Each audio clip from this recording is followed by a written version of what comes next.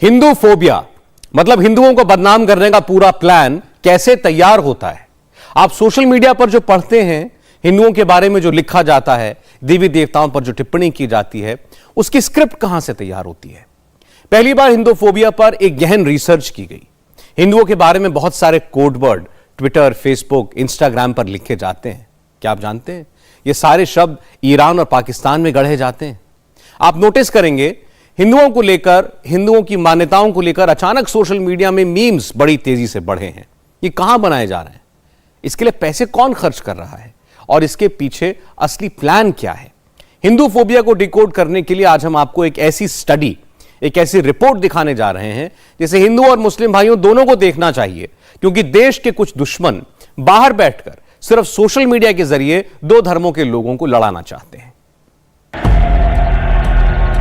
मोदी का second term शुरू होते ही हिंदुओं को बदनाम करने वाली एक नई प्रयोगशाला खुली। टारगेट पर मोदी, हिंदू और हिंदुत्व। हिंदुओं को लेकर, हिंदुत्व को लेकर मोदी का नाम फिट कर हिंदू फोबिया वाला एजेंडा चला। एंटी हिंदू इकोसिस्टम कहां-कहां एक्टिव हुआ। 10 लाख से ज्यादा anti Hindu tweets, anti Modi narrative, anti India hate script कैसे फिट की गई।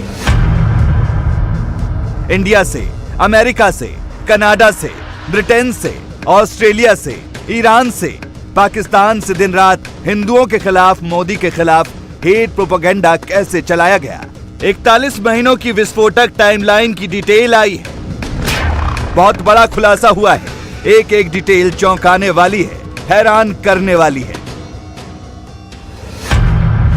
किसने पैसे दिए, कितने डॉलर्स खर्च किए, ट्वीट किसने किया, रीट्वीट किसने करवाया, फेसबुक पर, इंस्टाग्राम पर मोदी को लेकर, हिंदुओं को लेकर 41 महीनों तक क्या क्या झूठ फैलाया गया। कीबोर्ड उठाकर हैशटैग हिंदू एक्सट्रीमिज्म ट्रेंड कराने का ऑर्डर किसने दिया। Hashtag Delhi genocide, hashtag BJP burning India को किसने प्रमोट किया। हिंदू मुसलमान पर हमले कर रहे हैं, उन्हें बेघर कर रहे हैं, ये नैरेटिव किसके कहने पर फैलाया गया। हिंदू राष्ट्रवादी हिंदुस्तान में दंगे कराना चाहते हैं, मुसलमानों की हत्या कराना चाहते हैं। ऐसी भड़काऊ स्क्रिप्ट के पीछे किसका दिमाग था। मोदी हिंदुस्तान के मुसलमानों को तबाह और बर्बाद करना चाहते हैं। इस फेक स्क्रिप्ट का डायरेक्टर कौन कौन था, कहां छिपा बैठा था। मोदी के खिलाफ, योगी के खिलाफ, हिंदू देवी देवताओं के खिलाफ, हिंदू धर्म के खिलाफ फॉल्स नैरेटिव बना नहीं, बनाया गया। प्लानिंग महीने 2 महीने पहले शुरू नहीं हुई। जनवरी 2019 के बाद से ही इस हेट प्रोपेगेंडा को काफी एग्रेसिव तरीके से प्रमोट किया गया। आपको क्या लगता है, राहुल ने अपनी टाइमलाइन पर बार बार हिंदुत्व और हिंदुत्ववादी वाला टेक्स्ट यूं ही फिट कर दिया। 1 दिन, 2 दिन, 3 दिन, 4 दिन नहीं, हफ्तों तक एंटी हिंदुत्व हैशटैग ऐसे ही नहीं घूमा। राहुल की हिंदुत्ववादी वाली स्क्रिप्ट से लेकर इंटरनेशनल मैगजीन में छपे हिंदू लाइव्स मैटर एक डेंजरस स्लोगन है वाली हेडलाइन तक साजिश बहुत बड़ी है। और टारगेट पर हिंदुओं के साथ प्रधानमंत्री मोदी ही हैं। और इस पूरी साजिश का खुलासा हुआ है एक इंटरनेशनल केस स्टडी में। सबसे पहले हम आपको एक एक करके इस केस स्टडी में हुए विस्फोटक खुलासों की पूरी डिटेल देते हैं। Anti Hindu, anti India hashtag कैसे फैला, कहां फैला, किसने क्या कमेंट किया, इसको डिकोड करने के लिए 5 अलग अलग सोशल मीडिया प्लेटफॉर्म्स की टाइमलाइन खंगाली गई। इनमें ट्विटर, टिकटॉक, 4chan, गैब और टेलीग्राम जैसे ओपन सोर्स का डेटा कलेक्ट किया गया। और इस इन्वेस्टिगेशन की टाइमलाइन थी 2019 जनवरी से लेकर 2022 जून तक। 70 लाख यूजर्स वाला 4chan एक एनोनिमस मैसेज बोर्ड है जिस पर मीम्स वायरल कराए जाते हैं। ये प्लेटफॉर्म हिंसा के लिए उकसाता है। रिपोर्ट्स के मुताबिक इसी प्लेटफॉर्म पर बने मीम्स को देखकर दुनिया के अलग अलग हिस्सों में मास शूटिंग्स तक हुई हैं। गैप भी एक सोशल मीडिया प्लेटफॉर्म है जो ट्विटर जैसा ही है और यहाँ वो लोग एक्टिव होते हैं जिन्हें मेन स्ट्रीम प्लेटफॉर्म से बैन कर दिया जाता है। इसके अलावा एंटी हिंदू नैरेटिव को प्रमोट करने के लिए 50 करोड़ एक्टिव मंथली यूजर्स वाले टेलीग्राम का भी इस्तेमाल किया गया। 41 महीनों तक लगातार सारे प्लेटफॉर्म्स को टूल के तौर पर इस्तेमाल किया गया और बार बार हिंदुत्व फिट करके मोदी पर अटैक किया गया। 26/11 हमलों का जिक्र करके पाकिस्तान ने हिंदू नैरेटिव चलाया तो किसी ने स्वास्तिक के निशान वाले शख्स का चित्र बनाकर हमले के लिए उकसाया। इन्वेस्टिगेशन की शुरुआत में शॉकिंग चीज पता चली। कट्टरपंथियों ने, मोदी के दुश्मनों ने प्रधानमंत्री पर हमले के लिए हिंदुओं को टारगेट करने के लिए अलग अलग मीम्स फैलाए, कोड वर्ड्स का इस्तेमाल किया। इसे कुछ उदाहरण से समझिए। 4chan नाम के प्लेटफॉर्म पर हिंदुस्तानियों को टारगेट करने के लिए पाजीत नाम वायरल कराया गया, नस्लीय टिप्पणी की गई, इसे हिंदू से जोड़ दिया गया। जब ये इन्वेस्टिगेशन और आगे बढ़ी तो ये पता चला कि इस्लामी कट्टरपंथी और व्हाइट सुप्रीमेसिस्ट दोनों मिलकर कोड लैंग्वेज में हिंदुओं के खिलाफ नरसंहार का मैसेज फैलाते दिखे। इसका सबूत एक पाकिस्तानी हैंडल पर मिला जो 26/11 हमलों में मारे गए लोगों का मजाक उड़ाता दिखा और तिलकधारी भगवा कपड़े पहने हिंदुओं को कमजोर, परेशान और रोता हुआ दिखाकर हिंदुओं पर हमले को उकसाता दिखा। हमारी रिपोर्ट की मेन फाइंडिंग है कि पिछले 3 सालों में हिंदू फोबिया काफी तेजी से बढ़ी है ऑनलाइन स्पेसेस में।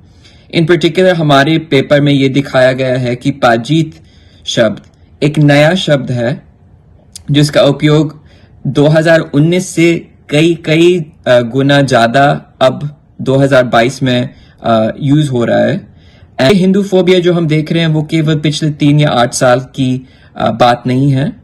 हालांकि हाँ, पिछले 3 साल में हमने online Hindu phobia social media पे उसमें काफी बढ़त देखी है। हिंदू फोबिया को बढ़ाने की साजिश में काफी लोग इन्वॉल्व हैं एंड इनफैक्ट मैं ये कहूंगा कि ऐसा कोई स्पेसिफिक एक एक्टर या एक ग्रुप इन्वॉल्व नहीं है।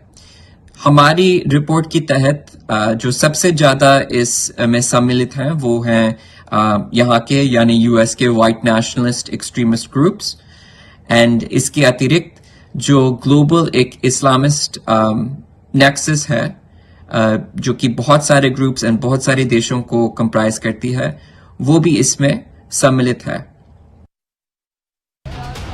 जब हमने अलग अलग प्लेटफॉर्म्स पर हिंदुत्व विरोधी एजेंडे को पुश करने वाले इकोसिस्टम की और पड़ताल की तो चौंकाने वाली बात पता चली। 4chan नाम के प्लेटफॉर्म पर जनवरी 21 से लेकर मार्च 2022 तक पाजीत, जिसे हिंदू कहा गया, उस पर 100-200 नहीं हजारों कमेंट्स हुए। इसी तरह गैप नाम के प्लेटफॉर्म पर इसी टाइम पीरियड में हिंदू के साथ हजारों हेट स्क्रिप्ट लिखी गई। टेलीग्राम पर पाजीत और हिंदू दोनों पर कई भड़काऊ कमेंट्स मिले।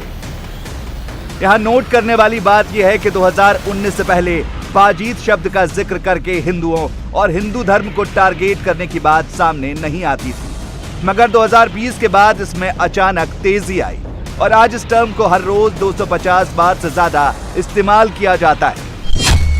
इन्वेस्टिगेशन में यह भी निकलकर सामने आया कि 4chan नाम के प्लेटफॉर्म पर पाजीत, हिंदू और इंडिया पर जिन लोगों ने भड़काऊ कमेंट्स किए उनमें से करीब 12,000 अमेरिका के थे, 5,000 के लगभग इंडिया के थे, 3,000 के आसपास कनाडा के थे, 2,500 के करीब ब्रिटेन के थे और 2,000 के करीब ऑस्ट्रेलिया के थे। सिर्फ कमेंट्स ही नहीं हुए, वीडियो भी बने, वीडियो शेयर भी हुए। ऐसे anti Hindu, anti India videos को लाखों व्यूज भी मिले।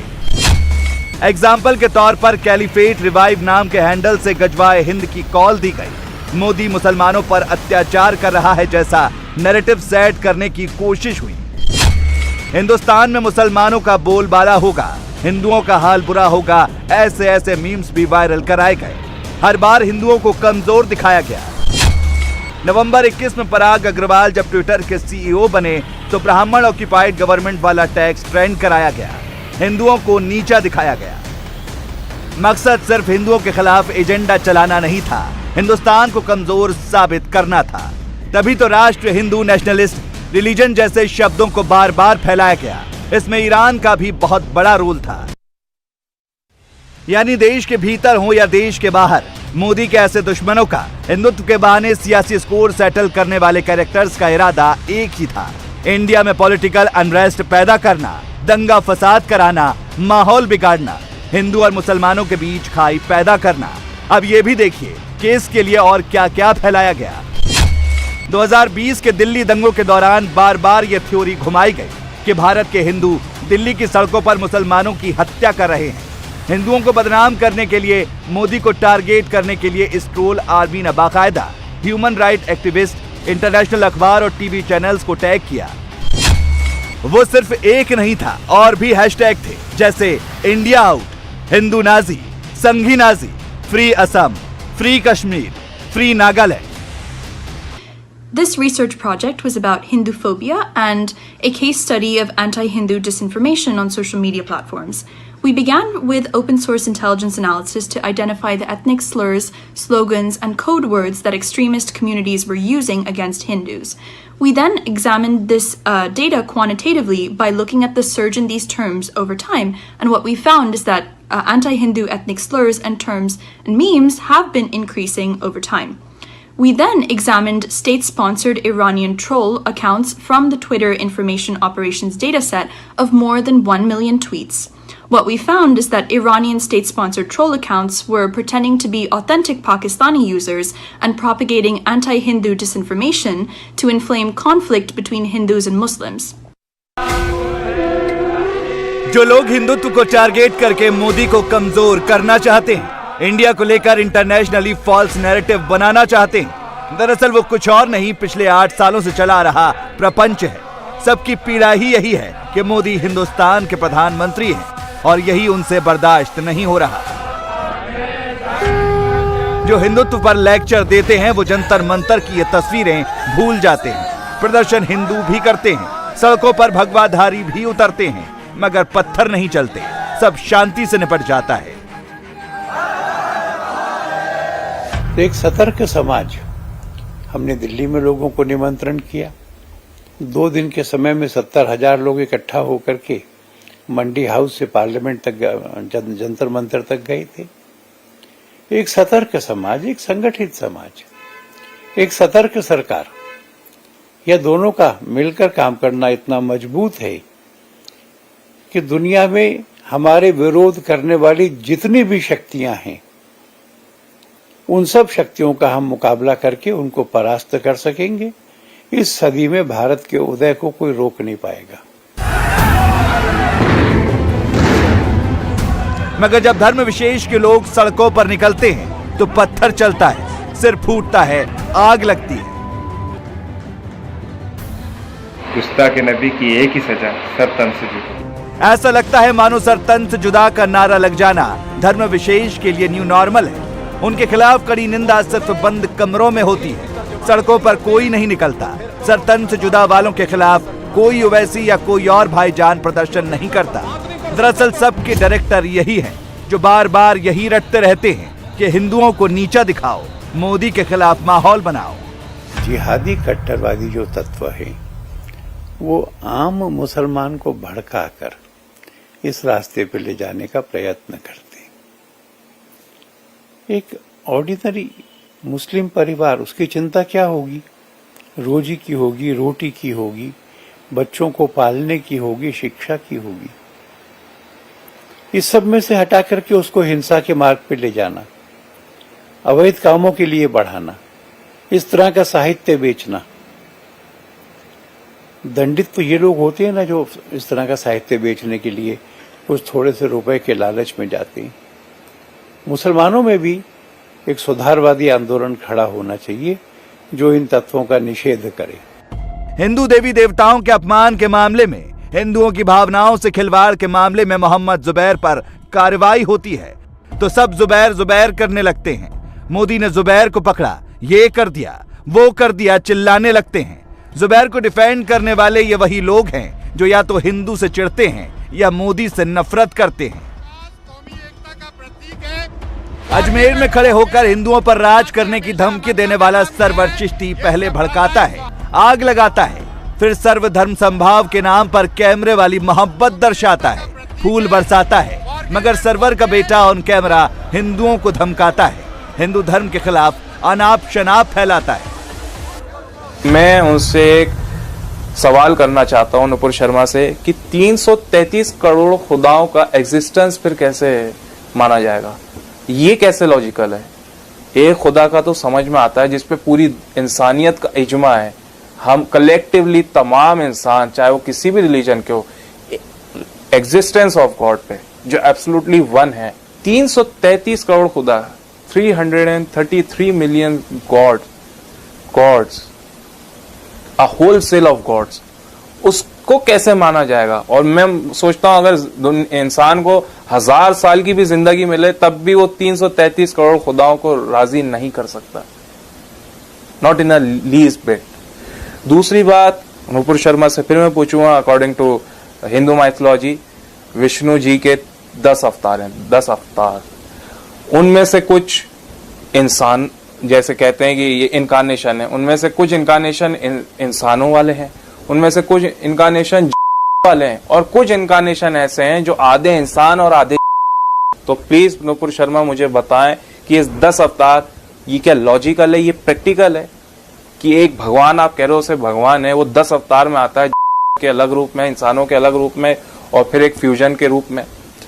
फिर तीसरा, हनुमान जी, उनका वजूद, उनका एग्जिस्टेंस कैसे साबित करेंगे आप? श्री गणेश जी, उनका एग्जिस्टेंस कैसे साबित करेंगे आप? एक लाइन में कहें तो देश के बाहर चल रहे हिंदू फोबिया को असली टॉनिक इंडिया में मौजूद मोदी विरोधियों से ही मिलता है। भाईजान से लेकर राहुल तक जब सब के सब एंटी मोदी लाइन लेने के चक्कर में एंटी हिंदू बातें करने लगते हैं तो विदेशी ताकतें उसे हाथों हाथ उठा लेती हैं, और 8 साल से यही तो हो रहा है।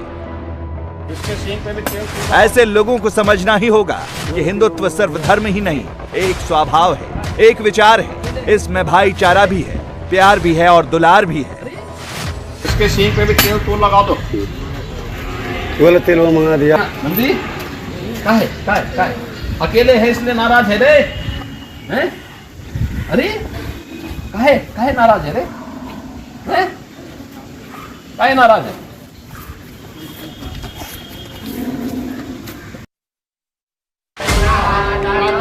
हिंदू कौन है? हिंदुत्व क्या है? मोदी के दुश्मन, योगी के दुश्मन ये कभी नहीं समझ सकते, मगर देश की जनता सब अच्छी तरह जानती है। कृष्ण जन्माष्टमी के आयोजन, विजयादशमी, दीपावली, होली, मकर संक्रांति यानी पर्व त्योहारों की लंबी परंपरा है। नागपंचमी का भी आयोजन होता है। ये जितने भी आयोजन हैं इस सृष्टि से जुड़े हुए किसी युगांतरकारी घटना से जुड़े हुए वे महत्वपूर्ण पक्ष हैं जिसने मानव कल्याण के मार्ग में एक बड़ी भूमिका का निर्वहन किया। भारत की परंपरा में गुरु पूर्णिमा का भी अपना महत्व है। जैसे जैसे हर दूसरे दिन हिंदुत्व और हिंदुओं के खिलाफ एजेंडा चलाने वालों की पोल खुल रही है, मोदी के, योगी के खिलाफ इंटरनेशनल साजिश के सारे कैरेक्टर्स एक्सपोज हो रहे हैं। उससे एक चीज तो क्लियर है, राहुल का और सारे मोदी विरोधियों का हिंदुत्व विरोधी एजेंडा पंक्चर हो चुका है और अब यह ज्यादा दिन नहीं चलने वाला। सत्य, करुणा, प्रेम, संवेदना ये लेकर ही भारत का व्यक्ति करता है। जो ताकतवर है वो जी लेगा। Is the law of the jungle, survival of the fittest. This is a truth applicable to animals, not to humans. In humans, the fittest persons will make others survive. The fittest will help weakest to survive. ये मनुष्य की व्याख्या है, उसके जीवन में ये धर्म है। भारत में अब ये ट्रांसफॉर्मेशन दिख रहा है।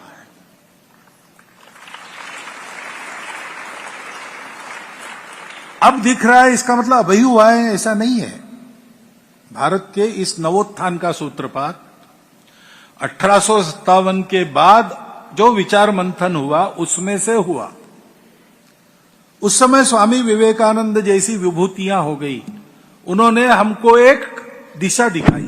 भारतवर्ष को बड़ा होना है क्योंकि दुनिया में इस तत्व की स्थापना होनी है। धीरे धीरे वो प्रोसेस चल रही। हम सुनते थे कुछ अच्छा होगा, हमको लगता नहीं था, लेकिन आज लगता है क्योंकि ऐसा दिखता है। अपने आप को शांतिपूर्ण सुखी सुंदर दुनिया बनाने का काल अब आ गया है, ऐसी साक्ष्य देने वाले प्रसंग अनेक दिखते हैं। उसमें आज का एक बड़ा प्रसंग ये है, ये ट्रांसफॉर्मेशन है। इंडिया टीवी हर वक्त हर जगह डाउनलोड करने के लिए सर्च करें India TV news Google play store या ऐप स्टोर पर।